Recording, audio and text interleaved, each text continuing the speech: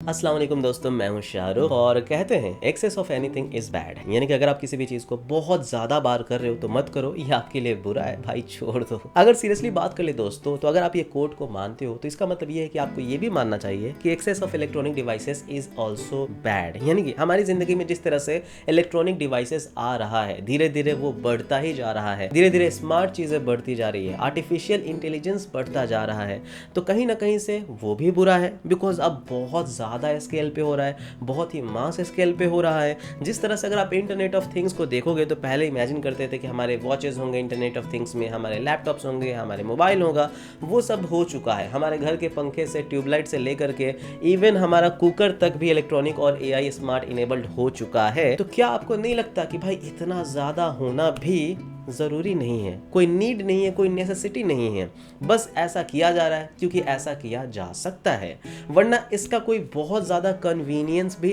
नहीं है। मतलब अगर कोई भी चीज़, कोई भी टेक्नोलॉजी आती है तो वो क्यों आती है? ताकि हमारे काम को आसान किया जा सके। What is a machine? A machine is anything that can ease our task. Will you please elaborate? हर वो चीज जो इंसान का काम आसान करे या वक्त बचाए वो मशीन है सर। लेकिन आजकल व्हाट इज अ मशीन हो गया है, तो machine is anything that does anything. मतलब कोई भी मशीन चाहे कुछ भी कर दे तो वो एक मशीन बन गया है। भाई इज आवर टास्क का कोई लेना देना नहीं है। जैसे एक एग्जांपल के तौर पे ले लो, आजकल जो भी स्मार्ट फैंस आते हैं तो उनमें टेक्नोलॉजी रहता है कि आप मोबाइल से फैन को ऑन कर सकते हो, ऑन ऑफ कर सकते हो, नो प्रॉब्लम, या फिर वॉइस कमांड से ऑन ऑफ कर सकते हो। और फिर हमारा आता है एक नॉर्मल फैन जिसमें हम लोग इलेक्ट्रॉनिक डिवाइस है, वो बस स्विच को ऑन किया वो ऑन हो गया, ऑफ किया ऑफ हो गया, इसको और किसी चीज से मतलब ही नहीं है। लेकिन जब हमने फैन में एआई इंटीग्रेट कर दिया तो ये क्या हमारे टास्क को आसान बनाया या और भी ज्यादा मुश्किल बनाया? बिकॉज अगर हमें इस फैन को ऑन करना है तो भाई सबसे पहले फोन को अनलॉक करो, उस टॉगल पे जाओ जहाँ पे फैन का टॉगल, या उस एप्लीकेशन को खोलो, वहां से ऑन ऑफ करो, या फिर चिल्ला के बोलो अपने अलेक्सा डिवाइस को या गूगल होम को कि गूगल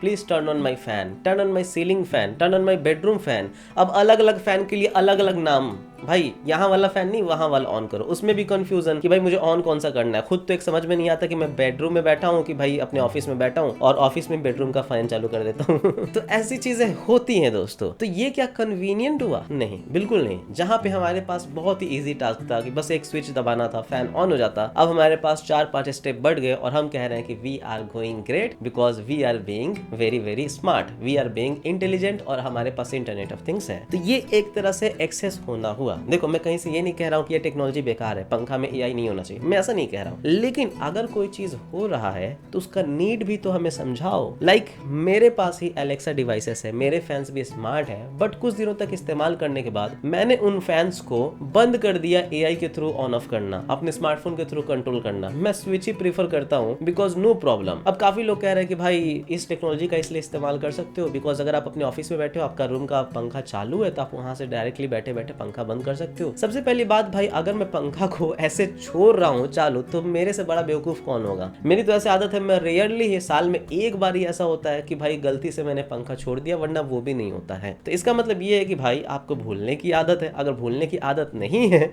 तो फिर आपको तो ऐसा कोई मतलब पागल तो हो नहीं कि बार बार पंखा आप छोड़ दोगे। तो ये इस तरह के दोस्तों नीड दिखाते हैं जो नीड कभी थी ही नहीं आपको, जो आपको नेसेसिटी कभी थी ही नहीं कि आप जो है पंखा को घर बैठे बैठे ऑन ऑफ करो, एसी को घर बैठे बैठे ऑन ऑफ करो, सॉरी कहीं बाहर बैठे बैठे ऑन ऑफ करो। ये कभी कोई नीड थी ही नहीं, बट स्टिल आपको ये नीड दिखाई गई कि नहीं नहीं आप ऐसा कर सकते हो। कोई मुझे समझाए ज़रा कि अगर मैं दार्जिलिंग में बैठा हूँ तो मैं यहाँ पे दिल्ली में बैठ दिल्ली का पंखा को ऑन ऑफ क्यों करूँगा या एसी ऑन ऑफ क्यों करूँगा? अगर मैं पागल नहीं होऊंगा जो टूर पे जाने से पहले अपने घर की लाइट को कट करके ना जाऊँ। एक सिंपल चीज़ है ये।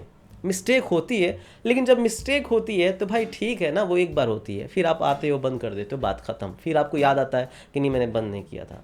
बट ये आपको ऐसे ऐसे सपने दिखाते हैं जिस सपने का कोई मतलब ही नहीं है। तुम कोई मुझे समझाए कि आखिर इतना ज़्यादा नीड क्या है। उसी तरह से प्रेशर कुकर वाला आ चुका है टेक्नोलॉजी, आप मोबाइल से प्रेशर कुकर को ऑन ऑफ कर सकते हो, आप अपने केतली को ऑन ऑफ कर सकते हो चाय बनाने के लिए, आप मिक्सर ग्राइंडर को ऑन ऑफ कर सकते हो। भाई इतना ज़्यादा क्या इंपॉर्टेंट है? आजकल जूते आ रहे हैं कि आपका जो लेस है वो ऑटोमेटिकली बन जाएगा। भाई आपके पास एक बचपन में ना, आप जब अपना जूता खरीदते हो ना तो आपके पास एक स्किल बनती है। स्किल वो बनती है कि आप उसे फीता बांधना सीखते हो। मुझे आज भी याद है जब मैं फर्स्ट टाइम फीता बांधना सीखा था, मुझे कितनी ज़्यादा खुशी हुई थी।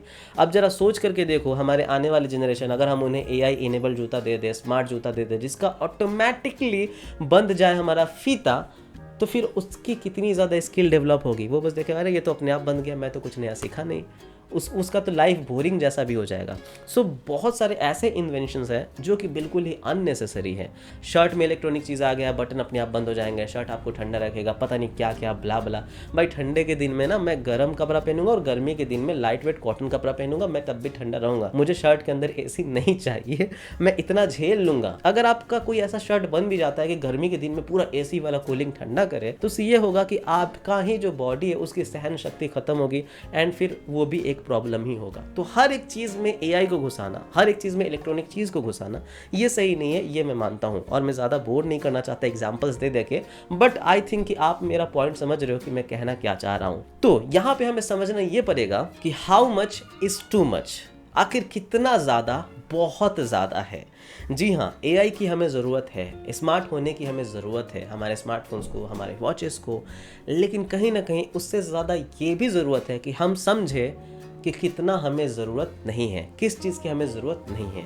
हम लाइन को क्रॉस किए जा रहे हैं, क्रॉस किए जा रहे हैं, क्रॉस किए जा रहे हैं कि नहीं भाई सब चीज़ में एआई घुसाएंगे, बट हमें ये नहीं समझ में आ रहा कि कौन सी चीज़ें में हमें एआई को नहीं घुसाना है। And that is also an important factor जो कि हमारे फ्यूचर को डिसाइड करेगा, आने वाले जनरेशन के स्किल को भी डिसाइड करेगा और बहुत सारी चीज़ों को डिसाइड करेगा जो आपके लाइफ में आगे होने वाला है। Now I am not against AI, मैं ऐसा नहीं हूँ कि बिल्कुल एंटी एआई हूँ, नहीं भैया, बहुत सारे काम अच्छे होते हैं, बहुत सारे काम ऐसे भी हैं जो कि अननेसेसरीली होते हैं, जिसके ऊपर मैं ये वीडियो बना रहा हूँ। तो आप लोगों को क्या चाहिए? आप लोगों को ये चाहिए कि आप लोग तब तक एआई पे, स्मार्ट चीज़ों पे शिफ्ट ना करो जब तक उसकी आपको पूरी नीड ना लगे, आपको ऐसा फील ना हो। इवन अगर मैं एक स्मार्ट वॉच की बात कर लूँ तो भाई health tracker, BP tracker, heart rate tracker, भाई एक बात बताओ, अगर आपके पास पहले ये सब नहीं था, आज से 10 साल पहले आपको कितना ज़्यादा टेंशन रहता था कि अरे मेरा दिल का धड़कन कैसे, अरे आज मैं कितना देर सोया हूँ, ये सब का क्या आपको ज़रूरत पड़ता था? कभी नहीं। आजकल बस ये शो हो गया, एक तो डेटा एक्यूरेट नहीं रहती, वो एक अलग चीज़ है, अलग टॉपिक है, बट आजकल ये शो हो गया कि अरे देखो आज मैं 9 घंटा सोया हूँ, 4 घंटा डीप स्लीप है मेरा, आज मैं 6000 स्टेप चलाऊँ, 3 किलोमीटर चलाऊँ, देखो कितना अच्छा। भाई this has all become a show off rather than your actual exercise.